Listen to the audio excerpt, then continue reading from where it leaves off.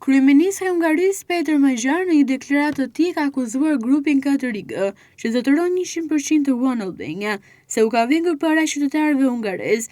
Magyar njoftoi se ka nisur një hetim ndaj kompanisë e rishikimin e çdo kontrate të shtetit me të. Ai u shpreh gjithashtu se të marrin fund fije të afereve të bizneseve. Domethënë shqyrtimi do të mbuloj pronësinë, marrëdhëniet financiare, ekonomike dhe marrëdhëniet e tjera kontraktuale midis shtetit hungarez dhe 4IG, si dhe kompanitë në pronësi të drejtë për drejtë ose të tërthorë të 4IG. 4 ministri janë të përfshira në punë. 4IG është një përbindësh i ndërlikuar për ekzistencën e të cilit, por veçanërisht për marrëdhësinë dhe ndikimin e tij, hungarezët kanë pasur pak informacion deri më tani. Por ne po japim fund kësaj tani, sepse fijet e aferave të dyshimta të bizneseve më të mëdha të viteve të fundit, pothuajse të gjitha çojnë në këtë kompani.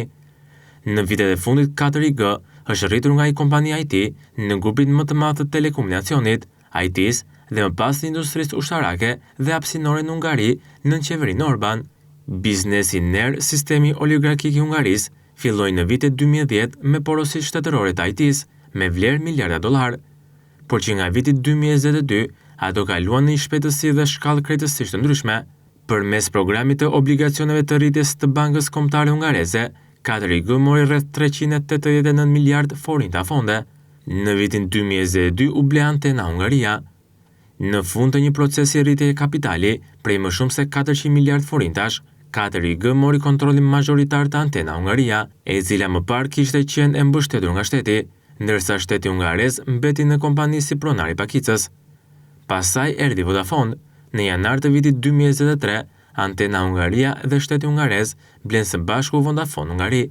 Vlera e transaksionit ishte 660 miliard forinta. Shteti bleu vetëm 49% aksioneve.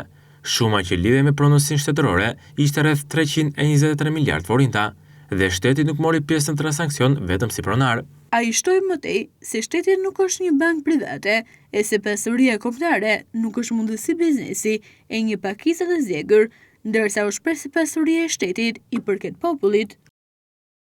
Nëse ju, menaxherët dhe pronarët e mëdhenj të 4IG ose kompanive të tjera NER, mendoni se hetimi gjithë përfshirës qeveritar dhe rregullator do të zbuloj krime, atëherë thjesht ktheni qindra miliarda para të harruara që u kanë mbetur në thesarin e shtetit hungarez dhe përfundoni të gjitha aktivitetet që nuk do të shërbenin interesave të shtetit hungarez ose popullit hungarez. Dhe një paralajmërim të vogël në fund, mos u përpiqni të evakuoni, transferoni apo zhdukni para, asete ose ndonjë pasuri, ne po ju ruajmë. Kryeministri hungarez tha të hënën se qeveria e tij do të rishikojë kontratat e nënshkruara midis shtetit e kompanisë hungareze të IT-s e telekomunikacionit 4IG, ndërsa qeveria e Viktor Orban ishte në pushtet. Lajmi bëri aksionet e 4IG-s të binin ndjeshëm, duke rënë më shumë se 14% në tregtinë e vonë të pasdites e drejtumbjes së tyre më të mage, një ditore që nga zinget e Hungarisë në prill.